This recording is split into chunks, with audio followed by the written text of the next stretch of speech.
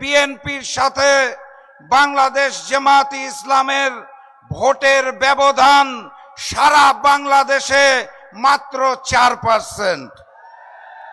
সেই ভোটের মধ্যে পীর সাহেব চরমনায়ের ভোট যোগ করা হয় নাই।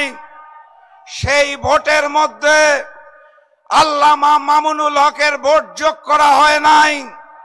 সেই ভোটের মধ্যে বাংলাদেশ জামায়াতে ইসলাম ব্যতীত বাকি 7 দলের ভোট যোগ করা হয় নাই।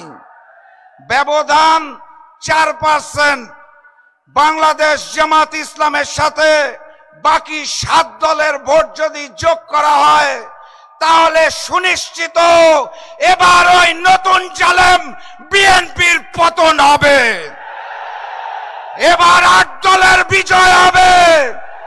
এবার ইসলামের বিজয় হবে।